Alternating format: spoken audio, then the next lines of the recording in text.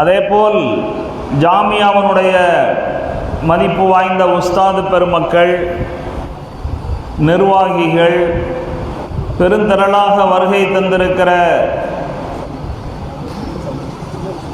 அன்பு சகோதரர்கள், பாசத்துக்குரிய தாய்மார்கள், மாணவ கண்மணிகள் எல்லோருக்கும் மீண்டும் ஒரு முறை என் சலாமை தெரிவித்துக் கொள்கிறேன். அஸ்ஸலாமு அலைக்கும் வரஹ்மத்துல்லாஹி வபரகாத்துஹு. ஓர் இனிய நிகழ்விலே நாம் பங்கு கொண்டிருக்கிறோம். ஈருலகத் தலைவர், இறுதி தூதர் முஹம்மது ஸல்லல்லாஹு அலைஹி வஸல்லம் அவர்கள் பிறந்த பொன்னான இந்த ரபியுல் அவ்வல் மாதத்தில் நபிகள் நாயகம் ஸல்லல்லாஹு அலைஹி வஸல்லம் அவர்கள் வாழ்க்கை குறித்தான செய்திகளையும் நம்முடைய வாழ்க்கைக்கு அவர்களால் வழங்கப்பட்ட அறிவுரைகளையும் நம் மனதிலே மறுபடியும் புதுப்பித்துக் கொள்வதற்கான ஒரு நல்ல வாய்ப்பை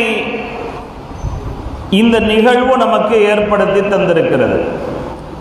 அல்லாஹு தாலா இந்த நிகழ்ச்சியை ஏற்பாடு செய்த, இதற்காக அல்லும் பகலும் பாடுபடுகின்ற, பல்வேறு வகையில் ஒத்துழைப்பு நல்கக்கூடிய, ஆர்வத்துடன் பங்கு கொள்ளக்கூடிய நம் எல்லோருடைய நல்ல எண்ணங்களையும் கபூல் செய்வானாக. இதே போன்ற நல்ல காரியங்கள் தொடர்ந்து நடைபெறுவதற்கு அல்லாஹு தாலா நல்லருள் புரிவானாக. இது நம்முடைய சமுதாயத்தில் பல்வேறு நல்ல மாற்றங்களையும் மார்க்க மறுமலர்ச்சியையும் உண்டாக்குவதற்கு அஸ்திவாரமாக அல்லாஹு தாலா ஆக்கி வைப்பானாக. கண்ணியம் நிறைந்த பெரியோர்களே, பிள்ளை செல்வம் பற்றி பெருமானார் ஸல்லல்லாஹு அலைஹி வஸல்லம் அவர்கள் கூறியது என்ன? நபிகள் நாயகம் ஸல்லல்லாஹு அலைஹி வஸல்லம் பிள்ளைகளை குறித்து என்ன சொல்லியிருக்கிறார்கள் என்பதற்கு முன்னால் இந்த தலைப்பே நமக்கு ஒரு செய்தியை சொல்கிறது. பிள்ளைகள் குறித்து என்ன சொன்னார்கள் பெருமானார் ஸல்லல்லாஹு அலைஹி வஸல்லம் அவர்கள் என்று சொல்லாமல், பிள்ளை செல்வங்கள் குறித்து, பிள்ளை செல்வங்கள் பற்றி பெருமானார் ஸல்லல்லாஹு அலைஹி வஸல்லம் அவர்கள் என்ன சொல்கிறார்கள் என்பதாக ஒரு தலைப்பு கொடுக்கப்பட்டிருக்கிறது. மனித வாழ்க்கையிலே செல்வங்கள் என்பது நிறைய இருக்கிறது. பலரும் புரிந்து வைத்திருப்பது போல காசு பணம் மட்டும் செல்வம் அல்ல. செல்வம் என்பது கல்வி, புகழ், வலிமை, வெற்றி, நன்மக்கள் என்று சொல்லி அதனுடைய பட்டியல் நீண்டு கொண்டே போகிறது. பல்வேறு வகையான செல்வங்கள் இருந்தாலும் அதில் மிக முக்கியமான செல்வம் என்பதுதான் பிள்ளை செல்வம். நபிகள் நாயகம் ஸல்லல்லாஹு அலைஹி வஸல்லம் அவர்கள் ஒரு ஹதீஸிலே இப்படி குறிப்பிடுவார்கள், இன்ன அவுலாதக்கும் ஹிபத்துல்லாஹி லக்கும், உங்களுடைய பிள்ளைகள் உங்களுக்கு அல்லாஹ் வழங்கியிருக்கிற சன்மானங்கள். அப்படி என்றால் பிள்ளைகள் நமக்கு எவ்வளவு பெரிய நற்பெயர்கள். அவர்களை நாம் செல்வமாக பார்க்க வேண்டும் என்பது இந்த ஹதீஸில் இருந்து தெரிகிறது. அதன் அடிப்படையில் தான் இப்படியான ஒரு தலைப்பு கொடுக்கப்பட்டிருக்கிறது என்பதை நாம் புரிந்து கொள்கிறோம். பிள்ளைகள் ஒரு குடும்பத்திலே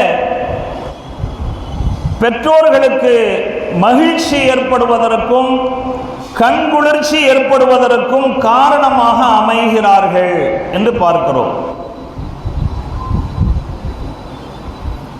குர்ஆனிலேயும் ஹதீஸிலேயும் பிள்ளைகளை குறித்து குர்ரத்து ஆயின் என்ற வார்த்தை பயன்படுத்தப்பட்டிருப்பதை நாம் பார்க்கலாம். நபிகள் நாயகம் ஸல்லல்லாஹு அலைஹி வஸல்லம் அவர்களிடத்திலே சஹாபாக்களில் சிலர் இப்படி ஒரு கேள்வியை கேட்கிறார்கள். இன்னல் வலத மின் குர்ரத்தில் ஐனி வ தமாமிஸ் சுரூர்.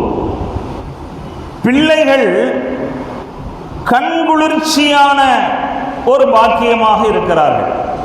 அதாவது நம்முடைய மகிழ்ச்சியை தரக்கூடியவர்களாக பிள்ளைகள் இருக்கிறார்கள். நம்முடைய மகிழ்ச்சி அது நிறைவடைவது பிள்ளைகளால் தான் என்பதையெல்லாம் சொல்லிவிட்டு என்ன கேட்கிறார்கள் என்று சொன்னால், சொர்க்கத்தில் பிள்ளை பெற்றுக்கொள்ள முடியுமா, சொர்க்கத்திலும் பிள்ளை பேரு கிடைக்குமா அப்படிங்கிறதா அவங்களுடைய கேள்வி. இதற்கு நபி ஸல்லல்லாஹு அலைஹி வஸல்லம் அவர்கள் என்ன பதில் சொன்னார்கள் என்பது இருக்கட்டும். இதற்கிடையிலே இன்னொரு விஷயத்தை இங்கே குறிப்பிட ஆசைப்படுகிறேன். சஹாபாக்களில் சில பேர் ரசூலுல்லாஹி ஸல்லல்லாஹு அலைஹி வஸல்லம் அவர்களிடத்தில் சொர்க்கத்தில் துணைவியர்கள் கிடைப்பார்களா அப்படின்னு கேட்டாங்க. ரசூலுல்லாஹி ஸல்லல்லாஹு அலைஹி வஸல்லம் அவர்கள் அதற்கு அஸ்ஸாலிஹாத்து லிஸ்ஸாலிஹீன, நல்ல மனைவிமார்கள் நல்ல கணவன்மார்களுக்கு சொர்க்கத்திலும் அவர்கள் மனைவியாக தொடர்வார்கள் என்று சொன்னார்கள். இந்த உலகத்திலே நல்ல மனிதராக வாழ்ந்தவர் அவர் சொர்க்கத்திற்கு தகுதி பெறுகிறார். அவருடைய மனைவியும் நல்ல பெண்ணாக வாழ்ந்தார், சொர்க்கத்திற்கு உரித்தானவர்களாக ஆகிறார்கள் என்று சொன்னால், இங்கே கணவன் மனைவியாக வாழ்ந்த அந்த தம்பதியினர் சொர்க்கத்திலும் கணவன் மனைவியாக தொடர்வார்கள் என்றார்கள் பெருமானார் ஸல்லல்லாஹு அலைஹி வஸல்லம் அவர்கள். இந்த செய்தியே சில பேர்த்துக்கு பேர் அதிர்ச்சியாக இருக்கும். சொர்க்கத்தில் போயுமா அப்படின்னு நினைப்பாங்க. ஆண்களில் சில பேர் தன்னுடைய மனைவியிடத்தில் இருக்கிற ஒரு சில மனசுக்கு திருப்திப்படாத நடவடிக்கைகள்னால இந்த உலகத்தோடு இது முடிஞ்சிடும் பார்த்தா சொர்க்கத்தில் வேற தொடரும் என்று சொல்கிறார்களே என்று யோசிப்பதுண்டு. பெண்களில் கூட சில பேர் அங்கேயும் போய் இந்த மனுஷனுடன் தானா என்பதாகவெல்லாம் யோசிப்பதுண்டு. அப்படி நாம் யோசிக்க வேண்டியதில்லை, பயப்பட வேண்டியதில்லை. சொர்க்கத்தை பொறுத்த வரைக்கும் என்ன மாதிரியான விஷயங்களை நாம் ஆண்கள் பெண்களிடமிருந்து வெறுக்கிறோமோ, அல்லது பெண்கள் கணவன்மார்களிடத்தில் இருக்கிற கெட்ட பண்புகள் என்று எதை வெறுக்கிறோமோ அதை அடிப்படையாக வைத்து சொர்க்கத்தில் அவரெல்லாம் வேண்டாம் என்று நினைப்போமோ, அப்படிப்பட்ட எந்த கெட்ட குணமும் பெண்களிடத்திலும் இருக்காது, ஆண்களிடத்திலும் இருக்காது. சொர்க்கத்துடைய வாழ்க்கை என்பது இவைகள் எல்லாவற்றிற்கும் அப்பாற்பட்டது. மிக தூய்மையான நடத்தை உள்ளவர்களாக ஆண்களும் இருப்பார்கள், மிக தூய்மையான குணம் படைத்தவர்களாக பெண்களும் இருப்பார்கள். கண்ணியம் நிறைந்த பெரியோர்களே, இந்த கேள்விக்கு நபிகள் நாயகம் ஸல்லல்லாஹு அலைஹி வஸல்லம் அவர்கள் பதில் சொன்னவுடன் அடுத்த கேள்வியை கேட்கிறார்கள் சஹாபாக்கள். அந்த ஹதீஸுடைய தொடரிலே வருகிறது, நல்ல மனைவிமார்கள் சொர்க்கத்தில் நல்ல கணவன்மார்களோடு இணைந்து வாழ்வார்கள். இவர்களுக்கு அவர்கள் இன்பமாக, அவர்களுக்கு இவர்கள் இன்பமாக அவர்களுடைய சொர்க்க வாழ்க்கை தொடரும் அப்படின்னு சொல்லிட்டு, கைர அல்லாஹ் தவாலுத, பிள்ளை பெற்றுக்கொள்ளும் பழக்கம் அங்கே இருக்காது அப்படின்னு வேறொரு ஹதீஸ்ல சொல்லியிருக்காங்க. அப்போ சொர்க்கத்துடைய பொதுவான நியதி என்னன்னு சொன்னா, பிள்ளை பெற்றுக்கொள்ளக்கூடிய வளமை சொர்க்கத்தில் கிடையாது. ஆனா சஹாபாக்கள் கேட்டாங்களே, தெளிவாக பிள்ளை பேரு குறித்து சொர்க்கத்தில் அவர்கள் தங்களுடைய விருப்பத்தை தெரியப்படுத்தினார்களே. நம்மள சில பேருக்கு வித்தியாசமான ஆசைகள் எல்லாம் தோணும். வலக்கும் ஃபீஹா மா தஷ்தஹி அன்ஃபுசுக்கும், உங்களுடைய மனது விரும்புகிற எல்லாம் சொர்க்கத்தில் கிடைக்கும் என்று அல்லாஹ் சொல்லியிருக்கிற காரணத்தினால இது பற்றிய விஷயங்களை கேட்கிற சமயங்களில் பலரும் அவரவருக்கு தகுந்தால் போல் தங்களுடைய ஆசைகளையும் விருப்பங்களையும் வெளிப்படுத்துவதை பார்க்கிறோம்.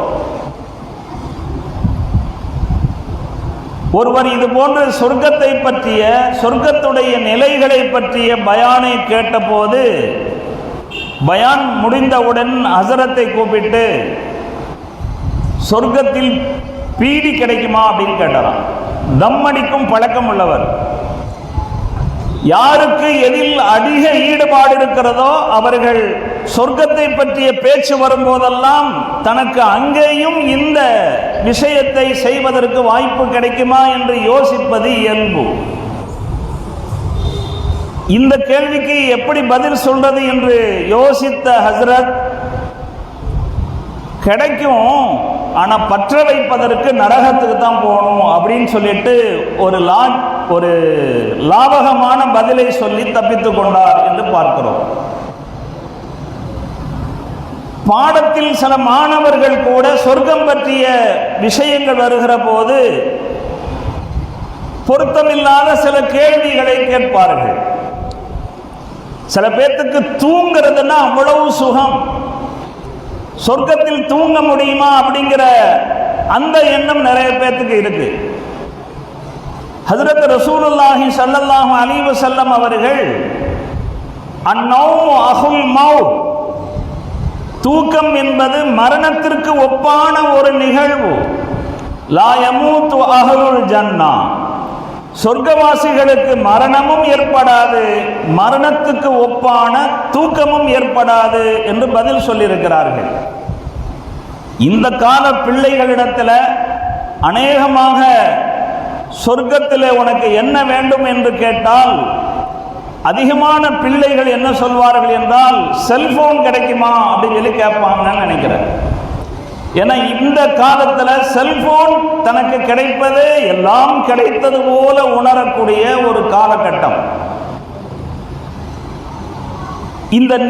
இந்த ஹதீஸை நான் குறிப்பிட்டதுடைய நோக்கம் என்னவென்றால், சொர்க்கத்தில் பிள்ளை பெற்றுக்கொள்ளும் வாய்ப்பு இருக்கிறதா என்பது பற்றி கேள்வி எழுப்புகிற சஹாபாக்கள்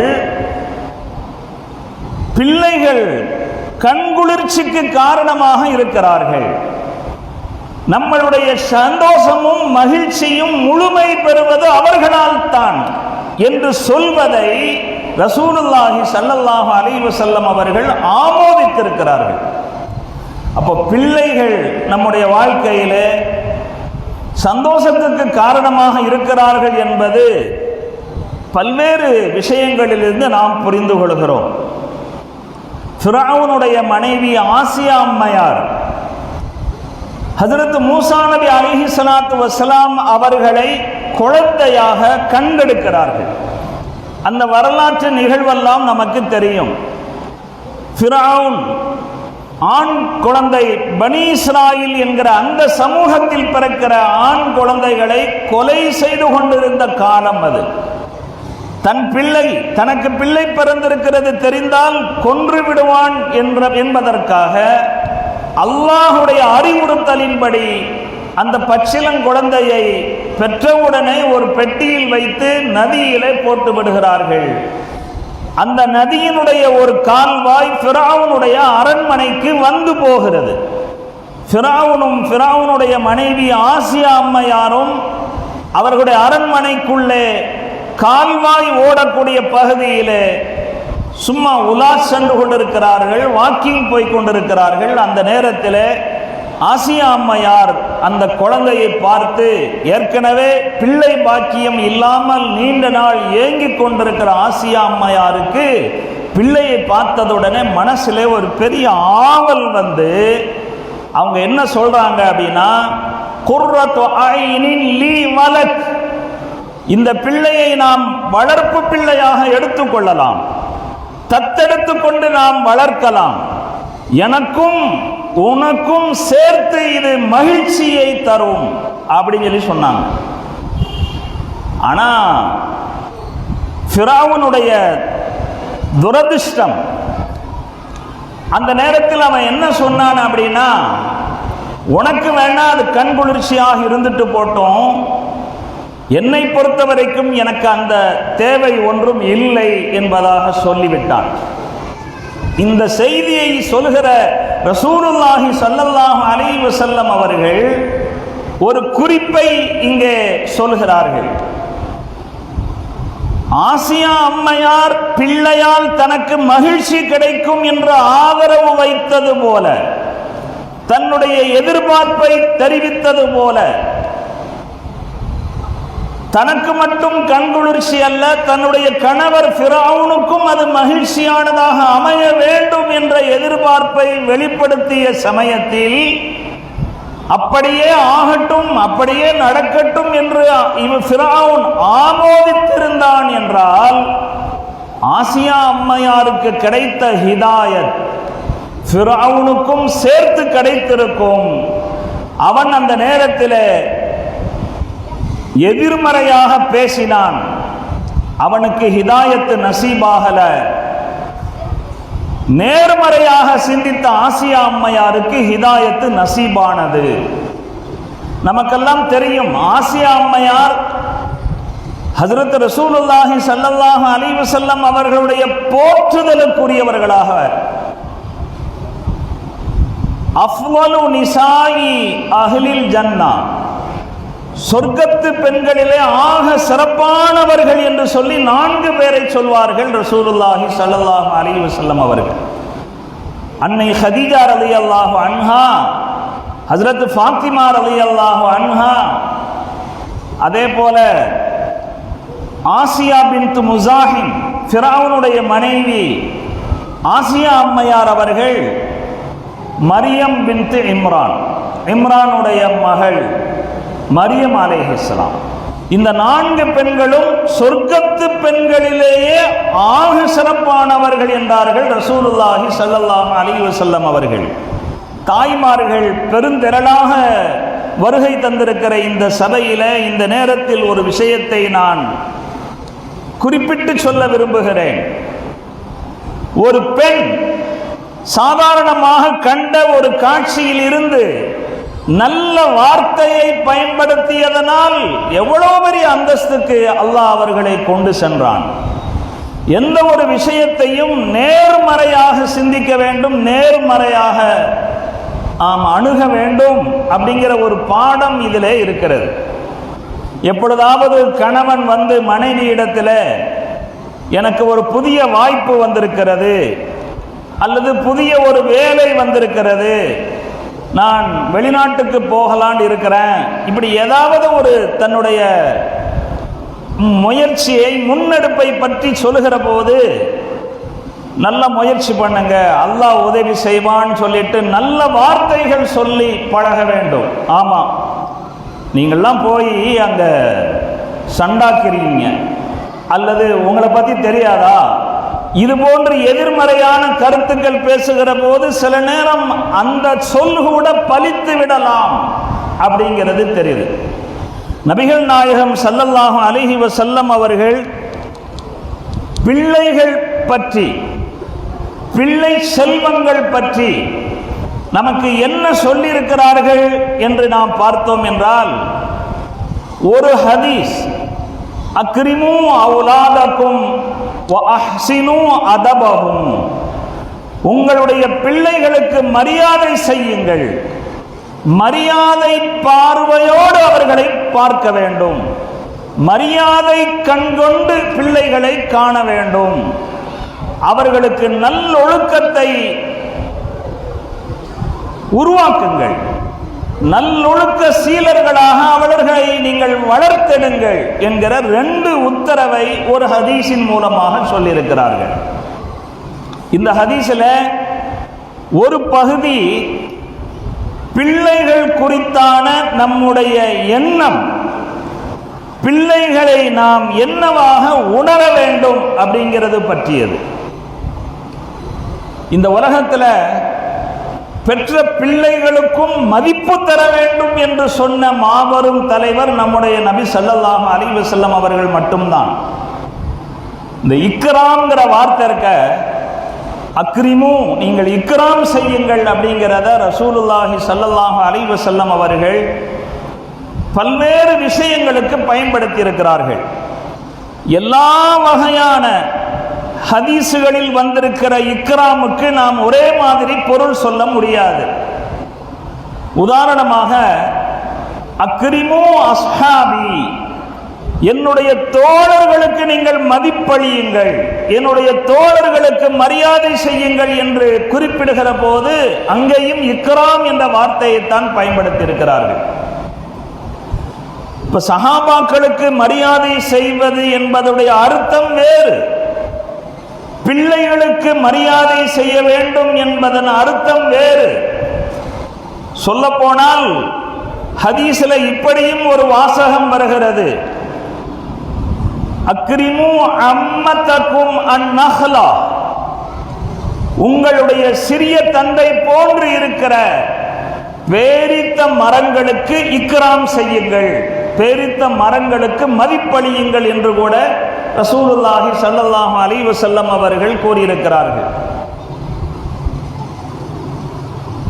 எதற்காக அப்படி சொன்னார்கள் என்று ஹதீஸுடைய விரிவுரையை பார்க்கிற போது, ஆதம் அலைஹிஸ்ஸலாத்து வஸ்ஸலாம் அவர்களை படைப்பதற்கு பயன்படுத்திய களிமண்ணின் மிச்ச பகுதியை பயன்படுத்தி பேரித்த மரத்தை அல்லாஹ் உருவாக்கினான் என்று பார்க்கிறோம்.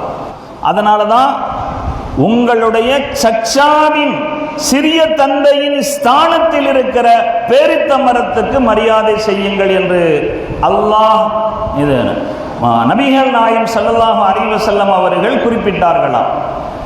இன்னொரு விளக்கம் என்ன சொல்லப்படுகிறதுனா, மரங்களிலேயே பேரிச்ச மரம் மட்டும்தான் மனிதனோடு பல்வேறு விஷயங்களில் ஒத்து போகிறது, அதனால் அப்படி சொன்னார்கள் என்று வருகிறது. அதற்குள்ளே விரிவாக போக வேண்டிய அவசியம் இல்லை என்று நினைக்கிறேன். இங்கே நாம் புரிந்து கொள்ள வேண்டியது, பேரித்த மரத்துக்கு செய்கின்ற இக்ராம் என்பதும் சஹாபாக்களுக்கு செய்கின்ற இக்ராம் என்பதும் ஒன்றா என்றால் இல்லை. பேரித்த மரத்தை மற்ற மரங்களை விட விசேஷமான மரம் என்று பாருங்கள், அதற்கு மற்ற மரங்களை விட மதிப்பு அதற்கு கூடுதலாக இருக்கிறது. கர்ப்பிணி பெண்களுக்கு பேரித்தம் பழங்களை உண்ண கொடுங்கள் அப்படிங்கிற செய்தியும் நிறைய கிதாபுகளிலே நாம் பார்க்க முடிகிறது. சரி, அப்போ பிள்ளைகளுக்கு இக்ராம் செய்ய வேண்டும் என்று சொன்னால் அவர்களை ரொம்ப மரியாதையாக நடத்த வேண்டும் என்பதற்கான பொருள் என்ன? முதல்ல அல்லாஹ்வுடைய பாக்கியமாக அவர்கள் நமக்கு கிடைத்திருக்கிறார்கள் என்று உணர வேண்டும். பொதுவாக பிள்ளைகளை பற்றி சில பேர்த்துக்கு ரொம்ப குறைவான எண்ணம் இருக்கிறது. பிள்ளைகளை பற்றி அவமரியாதையோடு பார்க்கக்கூடிய நடைமுறை சில பெற்றோர்களிடத்தில் இருக்கிறது. சில பேர் என்ன நினைக்கிறாங்க அப்படின்னா, கல்யாணம்னு நடந்தா இல்லற வாழ்க்கையில் ஈடுபடுதல் என்பது இயல்பு, இல்லற வாழ்க்கையில் ஈடுபடுதல் என்பது நடந்தால் குழந்தை பிறப்பது என்பது இயல்பு, அதெல்லாம் ஒரு பெரிய விஷயமா அப்படின்னு நினைக்கிறது உண்டு. இன்னும் சில பேர் இதற்கு அப்பால் சென்று, எனக்குன்னு வந்து வாய்ச்சிருக்கு பாரு சனியன் என்று பிள்ளைகளை தரக்குறைவாக பேசுவதுண்டு. அப்படியெல்லாம் பேசக்கூடாது, அப்படியெல்லாம் மதிப்பற்றவர்களாக பிள்ளைகளை கருதக்கூடாது, நடத்தக்கூடாது என்கிற அறிவுரை நபிகள் நாயகம் ஸல்லல்லாஹு அலைஹி வஸல்லம் அவர்கள் இந்த ஹதீஸிலே சொல்லி தந்திருக்கிறார்கள். இன்னும் சில பேர் பிள்ளைகள் பெற்றுக்கொள்வதை சுமையாக நினைத்து கொண்டு, அல்லது அதெல்லாம் பெரிய சல்ல, அதெல்லாம் பெரிய தொல்லை அப்படின்னு நினைச்சுக்கிட்டு பிள்ளை பெற்றுக்கொள்ளாமலேயே வாழ்ந்து விடலாம் என்று நினைப்பவர்களும் உண்டு.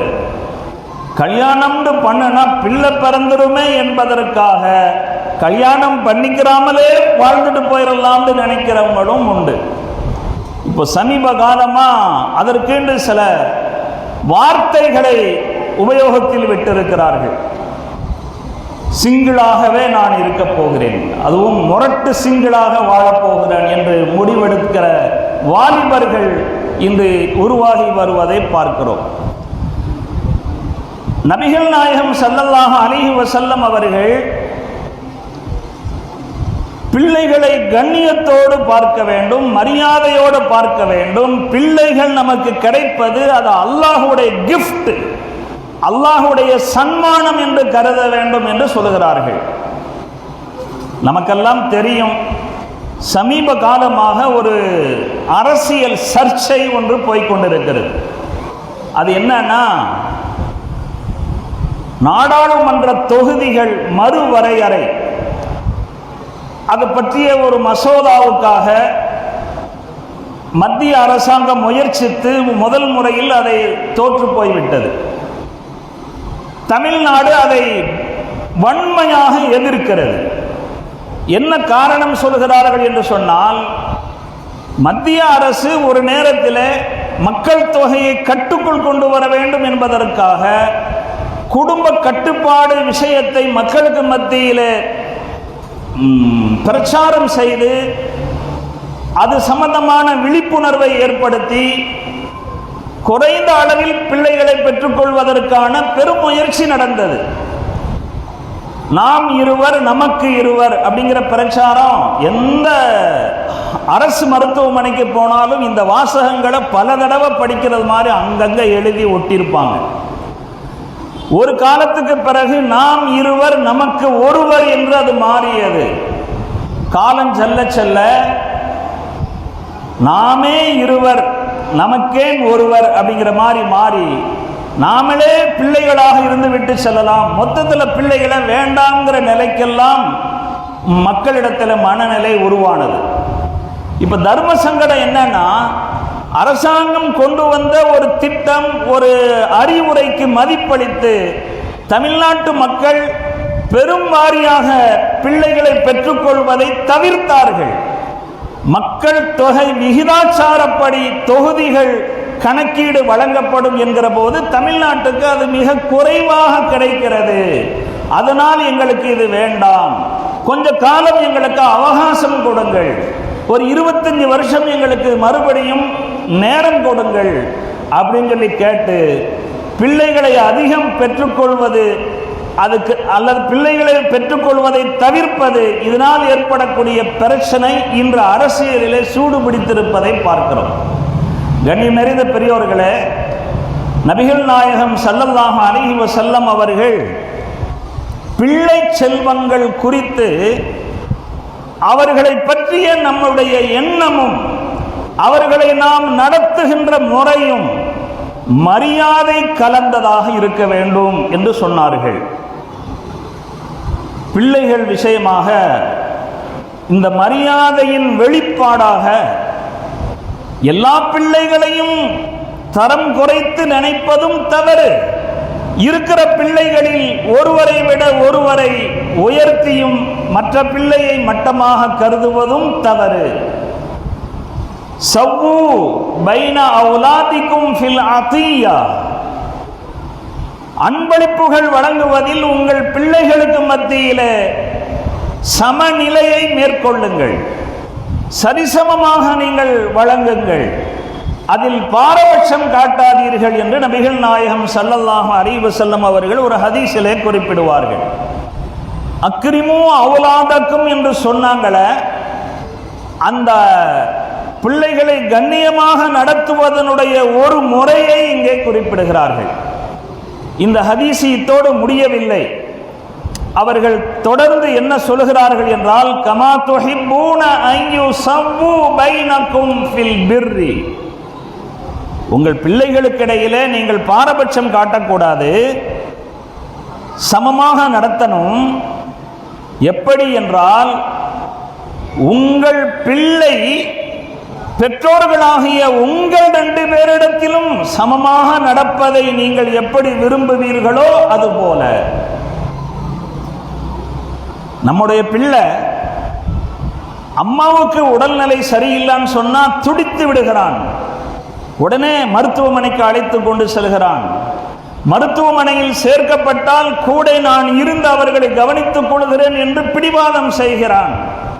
ஆனால் நமக்கு உடம்பு சரியில்லை அப்படின்னு சொன்னா என்னன்னே கேட்டுக்க மாட்டாங்க. ஆஸ்பத்திரியில் துணைக்கு 2 நாளைக்கு வந்து இருக்கணும்ப்பா வான்னு சொன்னா என்னால் லீவுலாம் போட முடியாதுன்னு சொல்றான் அப்படின்னு வச்சுக்கங்க. அது நம் மனதை எந்த அளவுக்கு பாதிக்கும், அது நமக்கு எவ்வளவு பெரிய வலியை தரும். நாம என்ன நினைப்போம், அவங்க அம்மா மேல காட்டிய பாசம் போல தந்தையாகிய என் மேலையும் அவன் பாசம் காட்ட வேண்டும் என்று எதிர்பார்ப்போம் அல்லவா? அதை சுட்டிக்காட்டி ரசூலுல்லாஹி ஸல்லல்லாஹு அலைஹி வஸல்லம் அவர்கள் சொல்கிறார்கள், உங்களுக்கிடையிலே உங்கள் பிள்ளை உபகாரம் செய்வதில் சமமாக நடக்க வேண்டும் என்று விரும்புவீர்களே, அதுபோல உங்கள் பிள்ளைகளுக்கு மத்தியிலே அன்பை காட்டுவதில், அவர்களுக்கு அன்பளிப்புகள் வழங்குவதில் நீங்கள் சமமாக நடத்துங்கள் என்று நபிகள் நாயகம் ஸல்லல்லாஹு அலைஹி வஸல்லம் அவர்கள் கூறுகிறார்கள். எவ்வளவு அழுத்தமான மிக கூர்மையான வாக்கியம் இது என்பதை நாம் சிந்தனை செய்து பார்க்க வேண்டும். நம்மில் எல்லோருக்குமே அந்த விருப்பம் இருக்கும். 4 பையங்க இருக்கிறாங்க, 4 பிள்ளைங்க இருக்கிறாங்கன்னு சொன்னா ஏதாவது ஒரு பையன் மட்டும் நம் மீது அக்கறையாக இருக்கிறான், மற்றவங்க கண்டுகொள்வதில்லை என்று சொன்னால் அப்பொழுது வருத்தப்படுகிற நாம் 4 பிள்ளைகளையும் சமமாக நாம் நடத்தியிருக்கிறோமா அப்படிங்கிறத சிந்திக்க தவறிவிடுகிறோம். நிறைய குடும்பங்களில் பிரச்சனைகள் உருவாகுவதற்கு இது காரணமாகி விடுவதை பார்க்கிறோம். நபிகள் நாயகம் ஸல்லல்லாஹு அலைஹி வஸல்லம் அவர்கள் இந்த சமூகத்திற்கு சொல்லியிருக்கிற மிக முக்கியமான அறிவுரை இது. இப்படியான அறிவுரை அவர்கள் எதனால் வழங்கினார்கள் என்று சிந்திக்கிற போது சில பேர் இப்படி கூட யோசிக்கலாம்.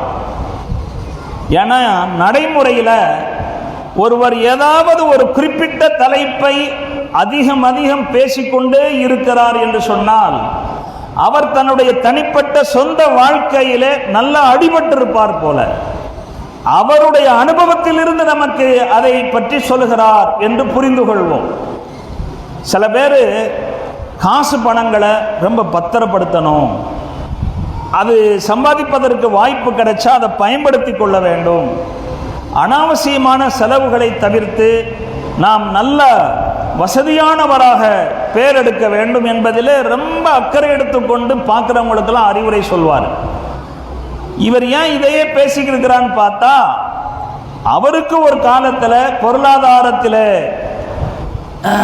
மனநிறைவு இல்லாமல், போதிய வசதி இல்லாமல், அதனால் பட்ட அவமானங்கள், அதனால் அவருக்கு ஏற்பட்ட சிரமங்கள், அதுவெல்லாம் அவருக்கு சில பாடங்களை கற்றுத்தந்திருக்கும். அதிலிருந்து அவர் உபதேசம் செய்வார் மற்றவருக்கு. இன்னும் சில பேர் கல்வி அறிவு குறித்து பேசிக்கொண்டே இருப்பார்கள். உயர்கல்வி, பட்டப்படிப்பு, அதெல்லாம் படிக்க வைங்க, பிள்ளைங்களை படிக்க வைங்க, நீங்க படிங்க என்பதாக அதிகம் சொல்லுவாங்க. ஏன்னா அவர் தன்னுடைய வாழ்க்கையில் படிப்பில்லாததனால் தனக்கு நேர்ந்த அவமானங்களை மனதில் கொண்டு அப்படி பேசுவார். சில பேர் உறவு முறைகளுடைய முக்கியத்துவத்தை பற்றி சும்மா சொல்லிக்கிட்டே இருப்பாங்க. நபிகள் நாயகம் ஸல்லல்லாஹு அலைஹி வஸல்லம் அவர்கள் பிள்ளைகளுக்கு மத்தியில் சமமா நடத்துங்கன்னு சொல்றாங்களே, அவங்க பிள்ளையாக பிறந்த காலத்தில் அவங்களுக்கு ஏதாவது பாதிப்புகள் பெற்றோர்களின் மூலம் இருந்து அந்த அனுபவத்திலிருந்து அவர்கள் சமுதாயத்திற்கு இப்படி சொல்கிறார்களோ என்று சொன்னால் அப்படியெல்லாம் எதுவும் கிடையாது. இங்குதான் நபிகள் நாயகம் ஸல்லல்லாஹு அலைஹி வஸல்லம் அவர்கள் பிறந்த சூழல், அவர்கள் வளர்ந்த அந்த சூழல்களை பற்றியும் நாம் பேச வேண்டியதும் அது பற்றி சிந்திக்க வேண்டிய தேவையும் ஏற்படுகிறது. நாம் எல்லாம் அறிந்த விஷயம், நபிகள் நாயகம் ஸல்லல்லாஹு அலைஹி வஸல்லம் அவர்கள் தாயின் வயிற்றில் கருவாக உருவாகி பிறப்பதற்கு இன்னும் 6 மாதம் இருக்கிறது என்ற சூழலிலேயே தந்தை அப்துல்லா வஃபாத்தாகி விடுகிறார்கள். நபிகள் நாயகம் ஸல்லல்லாஹு அலைஹி வஸல்லம் அவர்கள் இந்த உலகத்தில் பிறக்கிற போதே யத்தீம் என்கிற அடைமொழியோடு அவர்கள் பிறக்கிறார்கள். இஸ்லாத்தில் யாருக்கு தந்தை இல்லையோ, அதாவது தந்தை வஃபாத்தாகி விட்டிருப்பாரோ அவரை யதீம் என்று சொல்வார்கள். தாயும் தந்தையும் சேர்ந்து இல்லாமல் போய்விட்டார்கள், ரெண்டு பேருமே இறந்து விட்டார்கள் என்று சொன்னால் அவர்களுக்கு லத்தீம், லத்தீம் என்ற பெயர். நபிகள் நாயகம் ஸல்லல்லாஹு அலைஹி வஸல்லம் அவர்கள் யத்தீமாக இந்த உலகத்தில் பிறந்தாலும் கூட அவர்களுடைய பிறப்பு என்பது மிகப்பெரிய அதிசயமாக இந்த உலகத்துக்கு வரலாற்றிலே பதிவாகி இருக்கிறது. அவர்கள் பிறந்ததும் பிறந்து வளர்ந்த குழந்தை பருவமும் கூட அற்புதங்கள் நிறைந்த நிகழ்வுகளாக இருக்கிறது. நபிகள் நாயகம் ஸல்லல்லாஹு அலைஹி வஸல்லம் அவர்கள் 6 வயதுடையவர்களாக இருக்கிற போது அவங்களுடைய தாயார் ஆமினா அம்மையார் வஃபாத்தாகி விடுகிறார்கள். அப்போ இதுவரையிலும் யத்தீம் என்ற பெயரோடு இருந்த முகமது நபி ஸல்லல்லாஹு அலைஹி வஸல்லம் அவர்கள் 6 வயதிற்கு பிறகு லத்தீம் என்ற பெயரையும் சேர்த்து பெற்று விடுகிறார்கள்.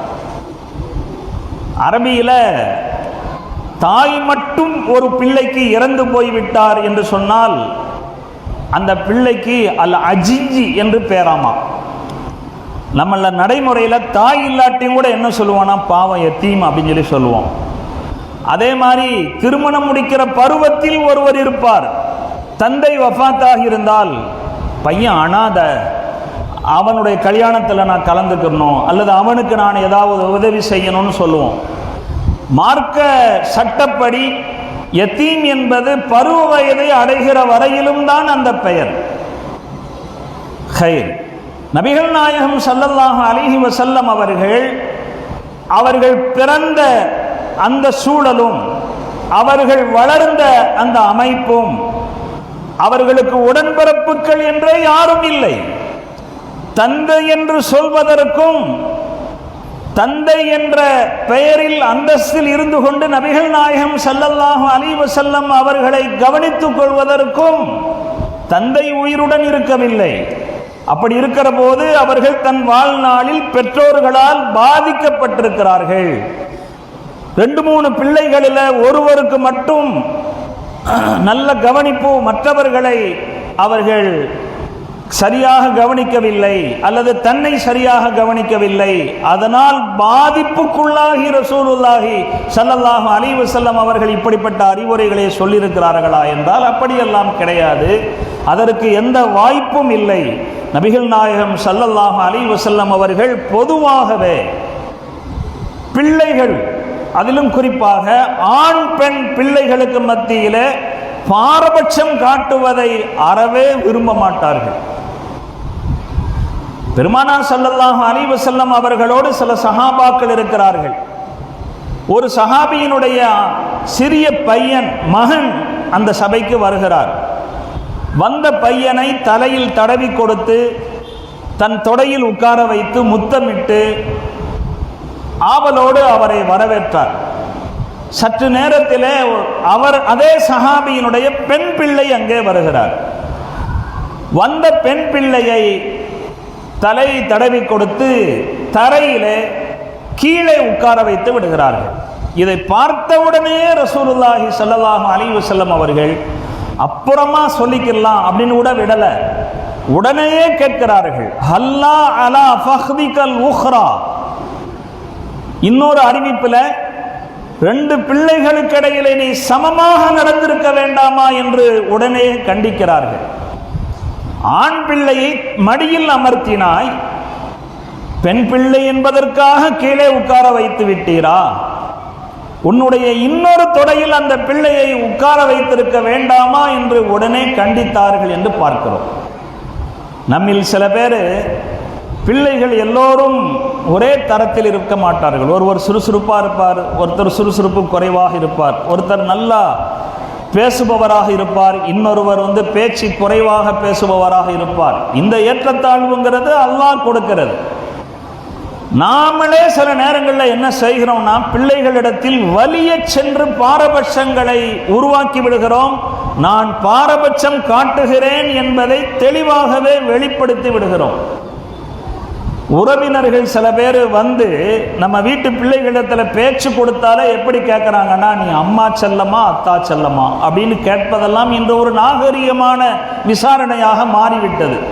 அதை பற்றி யாரும் பொருட்படுத்திக் கொள்வதே இல்லை. அப்படி கேட்பதே தவறு. அத்தா அத்தா செல்லம் என்று சொன்னால் அதுக்கு என்ன பொருள்? அம்மா செல்லம் என்று சொன்னால் அதற்கு என்ன பொருள்? பிள்ளைகளை நாம் அப்படி பயன்படுத்தக்கூடாது. நபிகள் நாயகம் ஸல்லல்லாஹு அலைஹி வஸல்லம் அவர்கள்